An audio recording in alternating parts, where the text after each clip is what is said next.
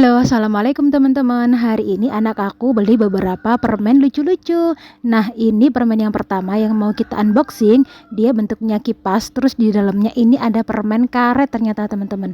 Dan yang kedua ini permennya ada di dalam Magicom. Wah, ini permen apa ya? Oh, ternyata permen yang bentuknya kayak telur, terus ada stikernya juga. Lanjut, kita juga mau buka permen yang di dalam tas. Wah, tasnya cantik ya teman-teman. Ternyata permennya juga sama. Permennya itu bentuknya kayak telur cicak. Terus dalamnya juga ada stikernya juga. Nah, ini koleksi stiker-stikernya Ade.